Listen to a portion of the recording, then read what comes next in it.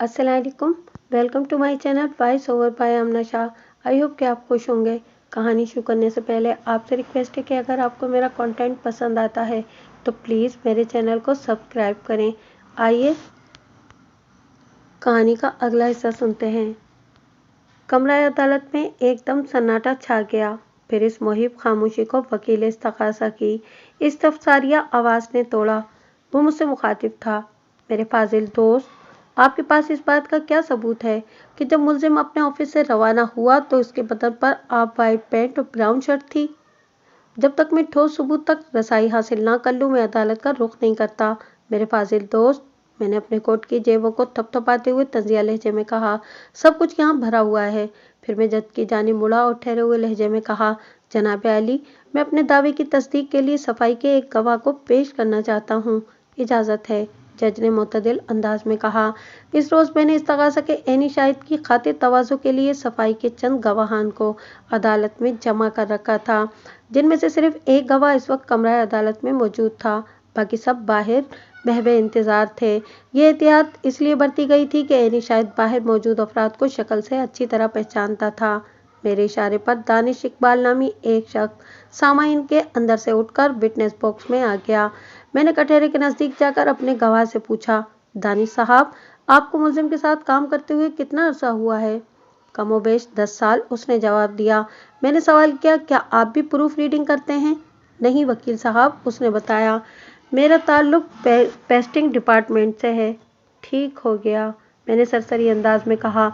फिर गवाह से पूछा, आपको वो दिन तो अच्छी तरह याद होगा जब मुलजिम ने मुकर्रर वक्त से 1 घंटा पहले छुट्टी कर ली थी और इसके बाद से अब तक वो ऑफिस नहीं जा सका? जी बिल्कुल याद है, वो बड़े एतमाद से बोला। बासित इस रोज़ लगभग 5 बजे ऑफिस से निकल गया था। उसने मुझे बताया था कि किसी ज़रूरी काम से शिपयार्ड की तरफ जा रहा है। क्या मुलजिम ने इस ज़रूरी काम के हवाले से आपको कुछ बताया था? ज़्यादा नहीं, दानिश इकबाल ने जवाब दिया, बस इतना कहा था कि वो समंदर खान नामी किसी शख्स से मिलने जा रहा है। बवक्ते रुखसत मुलजिम ने किस किस्म का लिबास ज़ेब तन कर रखा था? मैंने धीमे लहजे में दरियाफ्त की। ऑफ वाइट पैंट पर ब्राउन शर्ट, उसने बताया। वो इसी लिबास में पूरा दिन ऑफिस में काम करता रहा था। क्या आपके ऑफिस के और लोग भी इस बात की गवाही दे सकते हैं? मैं समझता हूँ, दानिश इकबाल बड़े वसूख से बोला, पूरा स्टाफ बासित करीम के लिबास, अखलाक और किरदार की गवाही देगा। मुझे गवाह से और कुछ सवाल नहीं करना जनाबे आली, मैंने रुए सुखन जज की जानिब मोड़ते हुए कहा। प्रोसिक्यूशन, जज ने वकील इस्तगासा से कहा। वो बेबसी से बोला, no need mister Baig, please proceed further. जज ने मुझसे कहा। अपनी बारी पर सफाई के गवाह दानिश इकबाल से जिरा से माजरत करके वकील इस्तगासा ने अपना ही नुकसान किया था। इसके नो नीड कहने पर जज ने बुरा सा मुंह बनाया था। तुम पीसी का मतलब कहीं पर कॉन्टिनेंटल तो नहीं समझ बैठे थे? मैंने इस्तगासा के ऐनी शाहिद शकूर अहमद की आंखों में देखते हुए कहा। अदालती जबान में पीसी का मतलब ना तो पर्सनल कार है, ना फोटो चेंज और ना ही पर कॉन्टिनेंटल। ये पुलिस कस्टडी है और तुम्हें इतना तो मालूम ही होगा कि हमारी पुलिस की तहवील में पत्थर भी बोलने पर मजबूर हो जाते हैं। उसके चेहरे पर एक रंग सा आकर गुजर गया। मैंने जज की हिदायत के मुताबिक जिरह के सिलसिले को आगे बढ़ाते हुए इस्तगासा के गवाह से सवाल किया। 10 फरवरी की शाम यानी वकूआ के रोज तुम उधर शिपयार्ड में क्या कर रहे थे? मैं वहां मजदूरी कर रहा था, उसने जवाब दिया। किस किस्म की मजदूरी? स्क्रैप वगैरह को एक जगह जमा करने का काम। अच्छा, तो तुम शिपिंग कॉरपोरेशन के मुलाजिम हो? मैंने टटोलती हुई नजर से उसे देखा और कहा, लाओ जरा मुझे अपना कार्ड दिखाओ। मैं पक्का मुलाजिम नहीं हूँ वकील साहब, वो चालाकी से बोला। मैं वहाँ दिहाड़ी पर काम करता हूँ। तो वकूआ के रोज तुम वहाँ अकेले ही क्यों थे? मैंने तेज लहजे में पूछा। बाकी सब मजदूर छुट्टी करके जा चुके थे, इसने बताया। मैं भी बस जा ही रहा था कि मैंने मुलजिम को कंटेनर के पीछे से निकलकर एक जानिब बढ़ते देख लिया। मैं अभी इसके बारे में सोच ही रहा था कि पुलिस वहां पहुंच गई। किसी ने फोन करके पुलिस को इस वारदात के बारे में इतला दी थी। हम ये क्यों ना समझ लें कि वकूआ के रोज तुमने अपने साथी मजदूरों के जाने का इंतजार किया। जब वहां कोई बाकी ना रहा तो तुमने हारिस करीम को मौत के घाट उतार दिया। मैंने उसके चेहरे पर निगाह जमाते हुए कहा। इसके बाद तुमने खुद ही फोन करके पुलिस को इस वाक़े की इतला दी और बाद अज़ां तुम पुलिस के साथ ही चिपके रहे ताकि किसी को तुम पर शक ना हो। तुम अपनी इस चाल में खासी हद तक कामयाब भी रहे। कम से कम पुलिस की आंखों में तो तुम धूल झोंक ही चुके हो। इसीलिए लम्हाती तवक्कुफ करके मैंने एक बोझल सांस खारिज की, फिर अपनी बात मुकम्मल करते हुए कहा, इसीलिए तुम एक्यूज बॉक्स के बजाय विटनेस बॉक्स में खड़े हो, और वो भी प्राइम विटनेस यानी एनी शाहिद। मैं बड़ी से बड़ी कसम खाने को तैयार हूँ कि मैंने किसी को कत्ल नहीं किया और न ही मैंने पुलिस को फ़ोन किया था। वो मिन्नत रेज लहजे में बोला, खुदा के लिए आप मेरी बात का यकीन करें।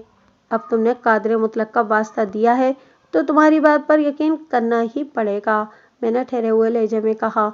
इसने हैरत भरी नज़र से मुझे देखा और बोला, क्या वाकई? हाँ हाँ, मैं मान लेता हूँ कि तुम्हारा खून और खून से कोई ताल्लुक वास्ता नहीं, मैंने तसल्लीआमेज अंदाज में कहा। इसके बदले में तुम्हें भी मेरा एक काम करना होगा। कौन सा काम? वो शख्स ज़्यादा नज़र से मुझे तकने लगा। परेशान होने की ज़रूरत नहीं, काम बहुत आसान सा है, मैंने दिलासा देने वाले अंदाज में कहा।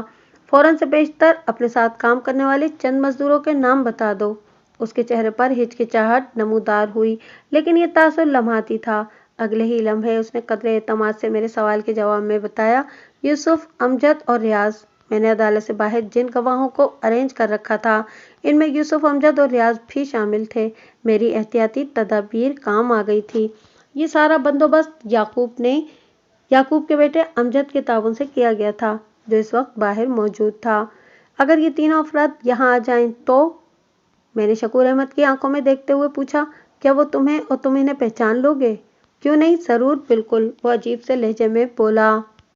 योर ऑनर, मैंने जज से मुखातिब होते हुए बावा से बुलंद कहा, मैं मौजिद अदालत की इजाज़त से यूसुफ, अमजद और रियाज को गवाहों के हैसियत से अदालत में पेश करना चाहता हूँ, ताकि इस्तग़ासा के एनी शाहिद शकूर अहमद को दर्जाए अव्वल दरों को साबित किया जा सके।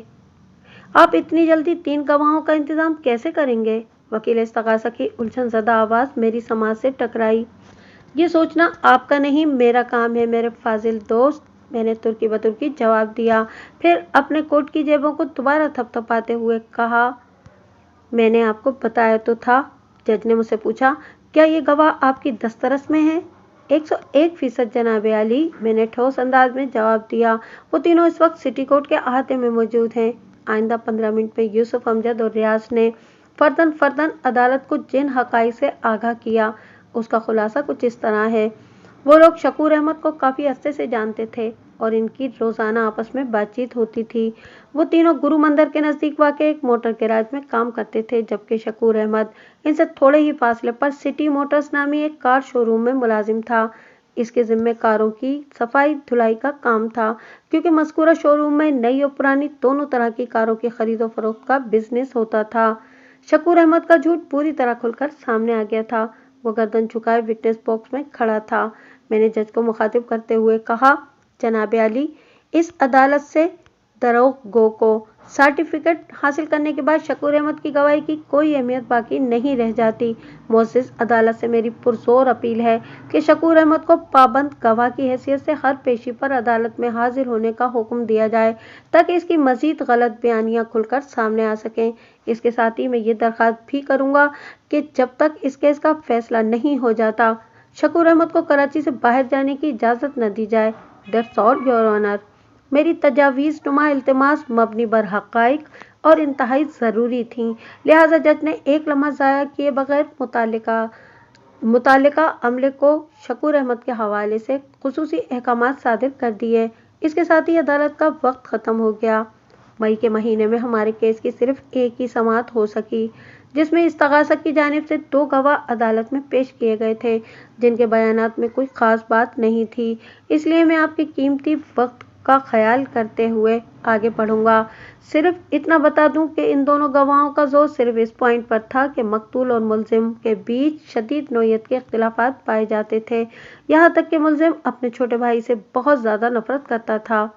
मैं इस्तग़ासा के इस मखसूस ज़ाविये को बखूबी समझ रहा था और मेरी इस समझ के ऐन मुताबिक वकील इस्तग़ासा ने जज के सामने दलाइल देते हुए कहा था, जनाब आली, जब तक मकतूल और मुल्जिम का बाप जिंदा था, तीनों भाइयों में कभी कोई बड़ा तनाज़ा खड़ा नहीं हुआ था, लेकिन अब्दुल करीम की आंखें बंद होते ही इनकी दुश्मनियां खुलकर सामने आ गई थीं। सबसे बड़ा भाई फजल करीम तो अपने हिस्से के 3 लाख रुपए समेट कर सऊदी अरेबिया चला गया। और इतना बड़ा सानहा गुजर जाने के बावजूद भी उसने पलट कर नहीं देखा। वो ये भी भूल गया कि इसको दिए जाने वाले 3 लाख रुपयों का इंतजाम भी मकतूल हारिस करीम ही ने किया था। और ये मुलजिम बासित करीम की मक्कारी देखिए कि इस रकम को किसी सूदखोर समंदर खान से मंसूब करके पूरी कहानी ही पलट दी। जब मकतूल ने कर्ज की रकम की वापसी की बात चलाई तो मुलजिम ने बेदर्दी से इसे फना के घाट उतार दिया ताकि पूरे घर का अकेला मालिक बन जाए। ये है वो मुहर्रिक जिसने एक भाई को दूसरे भाई का कातिल बना दिया। That's all your honour. मुझे वकील इस्तगासा के दलाइल से कोई मसला नहीं था क्योंकि मैंने अपना होमवर्क अच्छे से मुकम्मल कर रखा था। इस्तगासा का सेंटर पिलर यानी कि ऐनी शाहिद शकूर अहमद था, जिसे मैंने पिछली पेशी पर झूठा साबित करके इस केस का पांसा पलट दिया था। अगली पेशी से पहले अनीला मुझसे मिलने मेरे ऑफिस आई। पिछली पेशियों पर अदालत में जो कार्रवाई हुई थी उसने अनीला को खासा मुतमईन कर दिया था। वो हर पेशी पर कमरा अदालत में मौजूद होती थी। वकील साहब, आपकी मेहनत रंग ला रही है, उसने एहसान मंदाना नजर से मुझे देखते हुए कहा। अब मुझे यकीन हो चला है कि बासित बहुत जल्द बेगुनाह साबित हो जाएगा। मेहनत किसी की भी हो वो जरूर रंग लाती है, बशर्ते कि वो पूरी तवानाई और खुलूस नीयत के साथ दुरुस्त सिमत में की जाए, मैंने ठहरे हुए लहजे में कहा। बाकी जहां तक आपके शौहर की बेगुनाही का मामला है तो वो मैं और आप और हम और बासित करीम को बेगुनाह ही समझते हैं। असल मसला अदालत से इनकी बेगुनाही का सर्टिफिकेट लेने का है और मैं वो बहुत जल्द हासिल करके आपके हवाले कर दूंगा। आपकी बेटियों की शादी तयशुदा तारीख पर ही होगी, वो भी माँ और बाप दोनों के ज़ेरे साया। अल्लाह आपकी ज़बान मुबारक करे वकील साहब, वो तशक्कुर आमेज लहजे में बोली। मेरे पास तो आपका शुक्रिया अदा करने के लिए मुनासिब अल्फाज ही नहीं हैं। मुनासिब अल्फाज? मैंने पुरसोच अंदाज में कहा। आप एक काम करें, मुझे उम्मीद है इससे आपका मसला हल हो जाएगा। मैंने ये बात इतनी संजीदगी से की थी कि उसने तुरंत सवाल कर दिया। आप किस काम की बात कर रहे हैं वकील साहब? आप उर्दू बाजार जाकर कोई मयारी लुगत खरीदें, मैंने अपने लहजे की संजीदगी को बरकरार रखते हुए कहा। इसमें हर किस्म के अल्फाज का अच्छा खासा जखीरा है। वो बेसख्ता खिलखिलाकर हंस दी। इस दिन मैंने पहली बार देखा कि उसके चेहरे पर खुशी चमक रही थी और इस अमल ने अनीला की दिलकशी को कई गुना बढ़ा दिया था। वो मजीद थोड़ी देर मेरे पास बैठकर वापस चली गई। आज उसने मुझे मकतूल और इसकी बेवा नौरीन की अज़दवाजी जिंदगी के बारे में एक अजीब और फिक्र अंगेज बात बताई थी। ढके छुपे अल्फाज में अनीला ने मुझसे कहा था। नौरीन और हारिस की शादी 10 साल पहले हुई थी, जब नौरीन की उम्र 45 साल थी और हारिस 40 साल का था। काफ़ी लोगों ने इस बेजोड़ शादी पर चेमगोइयाँ भी की थीं, खुसूसन इन दोनों की उम्रों के तफावुत के हवाले से। बहरहाल यह हारिस करीम की मर्जी और पसंद की शादी थी, इसलिए कोई बड़ा बिगाड़ पैदा नहीं हुआ। इसने सांस संवार करने के लिए लम्हाती तवक्कुफ किया और फिर अपनी बात को आगे बढ़ाते हुए कहा। शादी के इब्तिदाई 2-3 साल तो खैरियत से गुजर गए, मगर फिर इसके बाद मियाँ बीवी में लड़ाई झगड़े होने लगे। हर बदमज़गी की इब्तिदा औलाद ही से होती थी। इनकी शादी को साल पर साल गुजरते चले जा रहे थे, मगर वो बच्चों की नेमत से अभी तक महरूम ही थे। ये तनाज़ा इतना बढ़ा कि आखिरी दिनों में तो वो चीख चीख कर एक दूसरे को औलाद के मामले में मूरिद इल्ज़ाम ठहराने लगे थे और इनमें बाकायदा मारपीट और गाली गलौज भी होने लगी थी। हारिस नौरीन को बांझ होने का ताना देता और वो हारिस को नामत पुकारती। इस निचले दर्जे की गालम गलोच और गुफ्तार होती कि घर में रहते हुए भी हमें अपनी बच्चों के सामने शर्मिंदा होना पड़ता था। इससे यही जाहिर होता है कि वो खामोश हुई। मैंने पुरसोच अंदाज में कहा कि तवील बेऔलादी के रोग ने इन मियाँ बीवी में मोहब्बत को बढ़ाने के बजाय शदीद तरीन नफरत को परवान चढ़ाया था। अनीला का जवाब अस्बात में था। अनीला के जाने के बाद मैं इस नुक्ते को जहन में रखकर गौर करने लगा तो इस केस के कई पोशीदा गोशे मेरे सामने आया होने लगे। ये एक मुस्बित फिक्री पेशरफ थी। अगली पेशी से 2 रोज़ कबल मेरी बेखबरी ने मुझे इतला दी कि शकूर अहमद को पुलिस ने सोहराब गोट से गिरफ्तार कर लिया है। वो कराची से हैदराबाद जाने वाली कोच पर सवार हो रहा था। अदालत के वाज़े अहकामात के बाद पुलिस ने शकूर अहमद पर गहरी नज़र रखी हुई थी। वो किसी भी सूरत कराची से बाहर जाने का मजाज नहीं था और ये बात इस पर वाज़े कर दी गई थी। पुलिस इस अम्र की तफ्तीश कर रही थी कि शकूर अहमद को अदालती अहकामात की खिलाफ वर्जी करने की ज़रूरत क्यों पेश आई। इस तगाज़ा से जुड़े हुए किसी भी शख्स की कानून शिकनी का फ़ायदा सिर्फ और सिर्फ हमें ही पहुंचने वाला था। منظر اسی عدالت کا تھا اور گواہوں والے کٹہرے میں مقتول کا سالا کامران کھڑا تھا۔ کامران ایک طرح سے حارث کریم کا باس بھی تھا، کیونکہ مقتول حارث کامران کے پاس کمیشن پر کام کرتا تھا۔ کامران کی عمر 40 سے زیادہ تھی۔ وہ درمیانے قد کا فربی مائل بدن کا مالک ایک کایا شخص تھا۔ اس نے سچ بولنے کا حلف اٹھانے کے بعد اپنا بیان ریکارڈ کرا دیا تو وکیل استغاثہ جرح کے لیے وٹنس باکس کے نزدیک چلا گیا۔ اس کیس کو عدالت میں لگے اب 4 ماہ سے زیادہ کا عرصہ ہو گیا تھا۔ وہ ماہ جنوری کا تیسرا ہفتہ تھا۔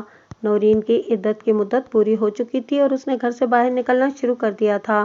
اس وقت وہ عدالت کے کمرے میں موجود تھی۔ استغاثہ نے اپنے گواہوں کی جو فہرست دائر کی تھی، اس میں نورین کا نام بھی شامل تھا۔ کامران صاحب، وکیل استغاثہ گواہ کو مخاطب کرتے ہوئے بولا، بڑے بزرگ کہہ گئے ہیں کہ نیکی کا دریا میں ڈال، مگر آپ کی نیکی تو دریا خان کے بجائے سمندر خان کے کھاتے میں چلی گئی۔ اگر یہ کہا جائے کہ میری وہ نیکی خوب کھاتے چلی گئی تو زیادہ بہتر ہوگا وکیل صاحب، کامران نے کڑوے لہجے میں کہا۔ آج ایک اور قول پر میرا ایمان پختہ ہو گیا کہ آپ جس کے ساتھ بھی بھلائی کریں پھر اس کے شر سے محفوظ رہنے کی کوشش بھی کریں، کیونکہ وہ شخص موقع ملتے ہی آپ کو ضرور ڈسے گا۔ گویا آپ یہ کہنا چاہ رہے ہیں کہ آپ نے مقتول کی مجبوری کا احساس کرتے ہوئے اسے 3 لاکھ روپے ادھار دیے اور پھر اسی نے آپ کو ڈس لیا۔ مجھے اپنے بہنوئی حارث کریم سے کوئی شکایت نہیں ہے، وہ بھرائی ہوئی آواز میں بولا۔ ویسے بھی سارے گلے شکوے انسان کی زندگی تک ہی ہوتے ہیں، اس دنیا سے اٹھ جانے والوں کو اچھے الفاظ میں یاد کرنا چاہیے۔ تو پھر آپ کو کس سے شکایت ہے؟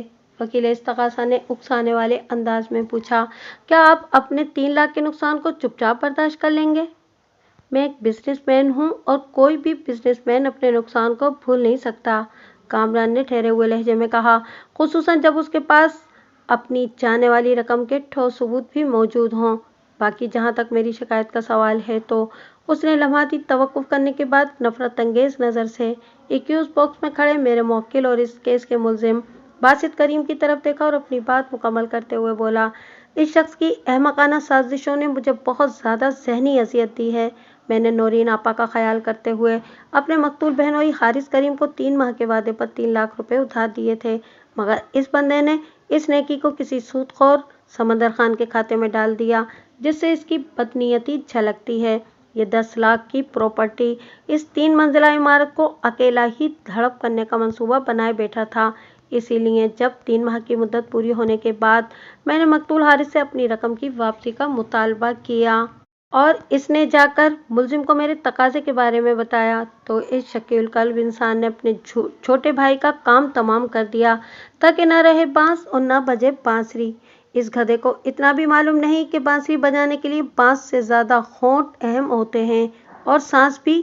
میرے لب آزاد ہیں اور سانس مضبوط، لہٰذا یا تو ملزم مجھے فوری طور پر 3 لاکھ روپے ادا کرے گا اور یا پھر مزید رقم لے کر یہ گھر میرے نام کر دے گا، کیونکہ ایگریمنٹ میں یہی لکھا ہوا ہے۔ تو بلی تھیلے سے باہر نکل آئی تھی۔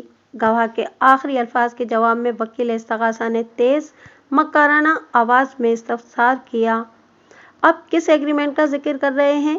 پہلے بھی آپ نے کسی کاروباری ٹھوس ثبوت کی بات کی تھی۔ جب میں نے حارث کریم کو 3 لاکھ روپے ادھار دیے تھے تو پکے اسٹیمپ پیپر پر ایک ایگریمنٹ تیار کروا لیا تھا تاکہ سند رہے اور بوقت ضرورت کام آئے، کامران وضاحت کرتے ہوئے بولا۔ اس ایگریمنٹ کی روح سے اس سال جنوری میں یعنی 3 ماہ پوری ہونے کے بعد مقتول نے مجھے میری رقم واپس کرنا تھی۔ واضح رہے کہ میں نے اپنے بہنوئی کو وہ ادھار کسی ذاتی فائدے کی بنیاد پر نہیں دیا تھا۔ حارث کریم اصل زر یعنی صرف 3 لاکھ روپے ہی واپس کرنے کا پابند تھا اور عدم ادائیگی کی صورت میں اس ایگریمنٹ کے مطابق مجھے یہ حق حاصل ہے کہ مکان کی مارکیٹ ویلیو کو دیکھتے ہوئے میں باقی رقم ادا کر کے وہ مکان اپنے نام کروا سکتا ہوں۔ قانون مجھے اس بات کی اجازت دیتا ہے، آپ بھی دیکھ لیں۔ بات کے اختتام پر اس نے اپنی نورین آپا کو اشارہ کیا۔ نورین نے اپنی جگہ سے اٹھ کر ایک فائل وکیل استغاثہ کو تھما دی۔ مذکورہ فائل کے اندر وہ ایگریمنٹ لگا ہوا تھا جس کا ابھی کامران نے ذکر کیا تھا۔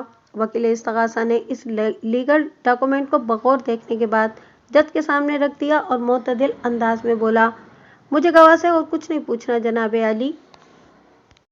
وہ ایگریمنٹ اصلی تھا یا نقلی؟ इसकी तफ्तीश और तहकीक की जा सकती थी।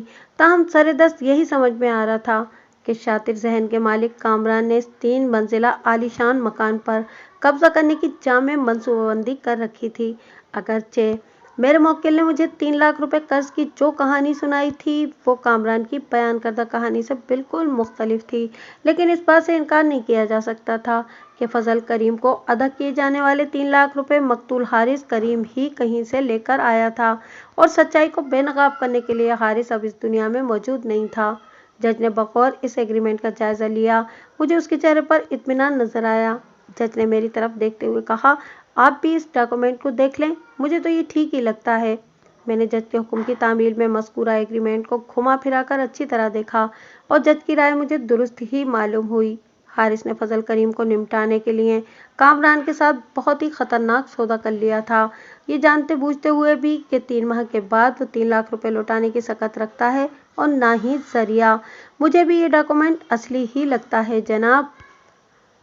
मैंने जज की तरफ देखते हुए कहा, मज़ीद तस्दीक के लिए इन 2 गवाहों को अदालत में बुलाया जा सकता है जिनके नाम इस एग्रीमेंट में मौजूद हैं। मुझे मुलजिम से कोई हमदर्दी है और न कोई दिलचस्पी। कामरान ने जज की तरफ देखते हुए कहा, मैं इस अदालत से दरख्वास्त करता हूँ कि मुझे मेरे 3 लाख रुपए वापस दिलाए जाएं, चाहे इसकी सूरत कोई भी हो। लम्हाती तवक्कुफ करके उसने गहरी सांस ली, फिर इजाफा करते हुए बोला, मुलजिम कहीं से भी लाकर मुझे या वो मज़ीद रकम मुझसे लेकर अपने मकान को मेरे नाम ट्रांसफ़र कर दे। मैंने अपने बहनों को जो रकम दी थी वो मरहूम हारिस ने अपनी जेब में नहीं रख ली थी, बल्कि इस मकान के 3 वारिसों में से एक की जेब में गई थी। मैं सऊदीया वाले फजल करीम की बात कर रहा हूँ। जब तक हारिस करीम मर्डर केस इस अदालत में ज़ेर समाअत है, आपको अपनी रकम की वागुजारी के लिए इंतज़ार करना पड़ेगा। जज ने गवाह कामरान से कहा और फिर मेरी तरफ देखते हुए इन अल्फाज में इजाफा कर दिया, डिफेंस प्लीज प्रोसीड। कामरान साहब, मैंने विटनेस बॉक्स के नज़दीक जाकर गवाह से सवाल किया, आपने अपने बहनोई को 3 लाख रुपए उधार दे दिए, ये जानते हुए भी कि 3 माह के बाद वो वापस नहीं कर पाएगा। मैं किसी को कर्ज दूं या किसी से कर्ज लूं, आपको इस पर क्या एतराज़ है? वो बिगड़े हुए लहजे में बोला, मैं एतराज़ नहीं कर रहा बल्कि वजह जानने की कोशिश कर रहा हूँ। मैंने इसके सवाल को तहम्मुल से बर्दाश्त करते हुए कहा, जबकि आप खुद को एक होशियार बिजनेसमैन समझते हैं। मुझे अच्छी तरह ये बात मालूम थी कि हारिस क्या ये दोनों भाई मिलकर भी 3 माह में 3 लाख का बंदोबस्त नहीं कर सकते। वो गहरी संजीदगी से बोला, इसीलिए तो मैंने ये लीगल एग्रीमेंट तैयार करवाया था ताकि मेरी रकम महफूज हो जाए। गोया शुरू ही से आपकी नीयत में खोट मौजूद था। मैंने तंजिया लहजे में कहा, आप इस 3 मंजिला मकान को निकलने का जामे मंसूबा बनाए बैठे थे, है ना? मैं लानत भेजता हूँ इस मकान पर। वो एकदम हत्ते से उखड़ गया और फुनकार से मुशाबा लहजे में बोला, मुझे सिर्फ अपने 3 लाख से कर्ज है, बाकी सब जाएं जहन्नम में। और हाँ, अब मकान का कोई जिक्र नहीं। आखिरी जुमला उसने वार्निंग देने वाले अंदाज में अदा किया था। मैंने मोतदिल लहजे में पूछा, इस मकान के अंदर रहने वालों का तस्करा तो किया जा सकता है ना? वो रुखाई से बोला, मुझे मुलजिम की फैमिली से कोई दिलचस्पी नहीं है। इस घर में मुलजिम की बीवी और 2 बेटियों के अलावा आपकी आपा जान भी रहती हैं। मैंने गवाह के चेहरे के तासुरात का जायजा लेते हुए तीखे लहजे में कहा, नौरीन साहिबा का जिक्र करने पर तो आपको कोई एतराज़ नहीं है ना? क्या मतलब है आपका? वो मुझे घूरते हुए बोला, आप आपा के बारे में क्या कहना चाहते हैं? यही कि मैंने पिछले 4-5 माह में हासिल होने वाली मालूमात को निचोड़ते हुए मजबूत लहजे में कहा, आपकी आपा और मकतूल की बिल्कुल नहीं बनती थी। आए रोज इनके बीच घमसान का रन पड़ता था। मकतूल आपकी आपा को बांझ होने का ताना देता था और आपकी आपा मकतूल की मर्दानगी को शक की निगाह से देखती थी।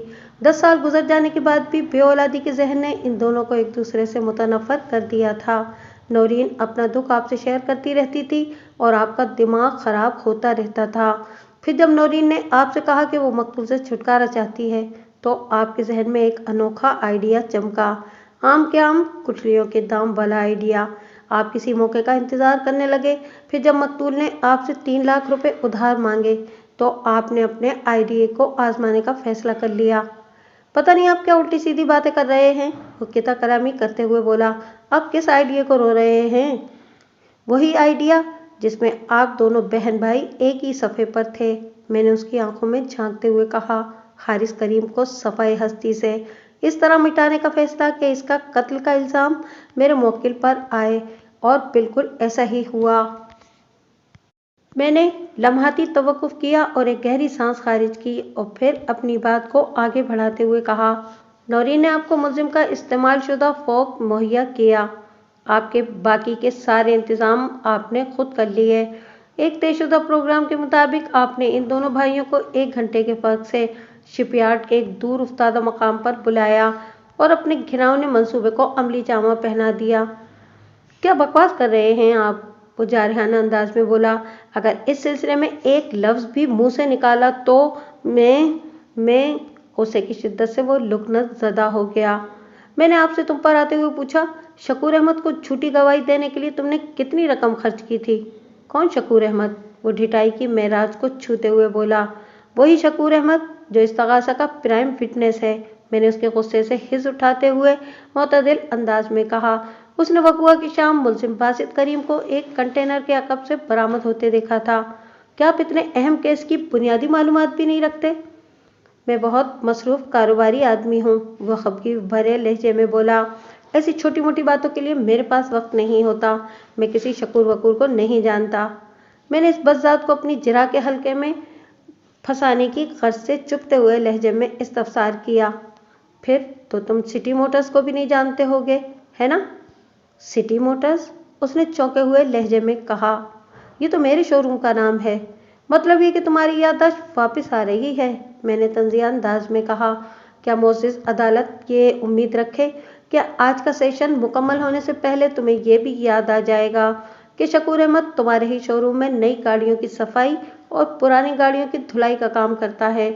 एक लम्हे के लिए उसका चेहरा मुतगय्यर हुआ, मगर इस शातिर ने अगले ही लम्हे खुद को संभाल लिया और बड़ी चालाकी से बोला, क्या आप इस बंदे की बात कर रहे हैं जिसे मैंने नौकरी से निकाल दिया था? वो काम ठीक नहीं करता था। बिल्कुल, बंदा तो वही है, मगर 3 रोज पहले तक वो सिटी मोटर्स पर काम कर रहा था। पिछली पेशी पर नज़दीकी गैरेज में काम करने वाले यूसुफ, अमजद और रियाज नामी अफराद ने मुअज़्ज़िज़ अदालत को बताया था कि वो शकूर अहमद को साल से जानते हैं। तुम भी वही कर रहे हो जो शकूर अहमद ने किया? वो इस्तरारी लहजे में बोला।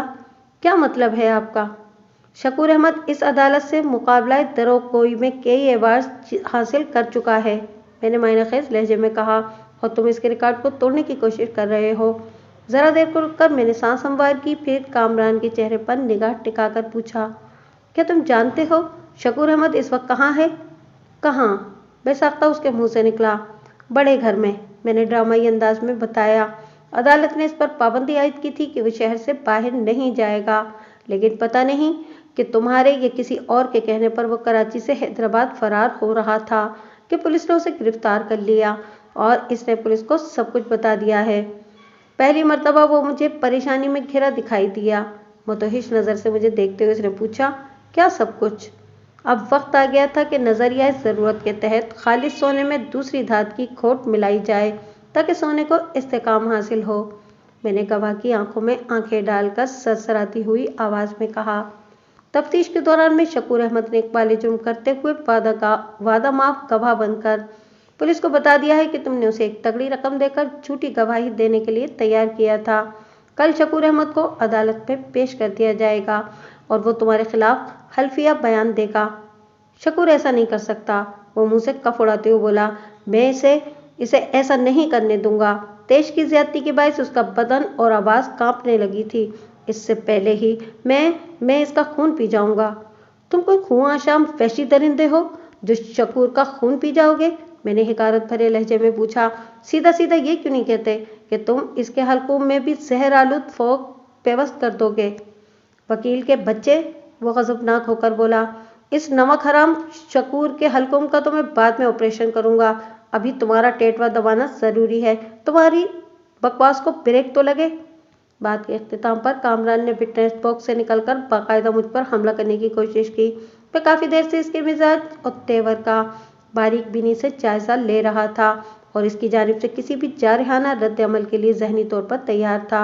लिहाजा मैंने इसके जस्त भरते ही खुद को बड़ी सूरत से साइड पर कर लिया। नतीजे के तौर पर वो अपनी ही झोंक में तवाजुन बिगाड़ कर जो भी मेज से जा टकराया। अगले ही लम्हे इसके हलक से एक दर्दनाक चीख बरामद हुई। इस दौरान में मुसल्लह गार्ड्स हरकत में आ चुके थे। उन्होंने कामरान को फौरन ही आहिनी जेवर पहना दिया। आपा कहाँ जा रही हैं आप? नौरीन को अपनी सीट से उठते देखकर किसी ने इस्तफसार किया। इस इस्तफसारिया आवाज ने हाज़रीन अदालत को नौरीन की जानिब मुतवज्जा कर दिया। वो दो लफ्जी जुमले अदा करके कमरा अदालत के दरवाजे की सिमत बढ़ गई। ये अल्फाज भी चलते हुए उसके मुंह से निकल गए थे, वॉशरूम। रुक जाओ मैडम, एक गार्ड ने नौरीन को गन के निशाने पर रखते हुए करख्त लहजे में कहा। अब तुम दोनों भाई बहन का वॉशरूम और कटास रूम हवालात ही में बनेगा। कामरान के बाद नौरीन को भी हिरासत में ले लिया गया। मैं नहीं जानता था कि गिरफ्तार होने के बाद शकूर अहमद ने पुलिस को क्या बयान दिया था। कामरान पर कड़ी जिरह करते हुए मैंने बस एक चांस लिया था। इसके हवाले से चूंकि मेरा होमवर्क मुकम्मल था, इसलिए मेरी वो नफ्सियाती चाल कारगर रही और कामरान ने तेश के आलम में मुझ पर कातिलाना हमला करके खुद को हारिस करीम का कातिल साबित कर दिया। इन असीर नफ्स भाई बहन ने अपनी जज्बाती तस्कीन और माली मुनफियत के लिए तमाम अखलाकी हदूद को फलांग कर दरिंदगी की दुनिया में कदम रख दिया था। लिहाजा इन असीर ज़र का अंजाम ऐसा ही भयानक और इबरतनाक होना चाहिए था।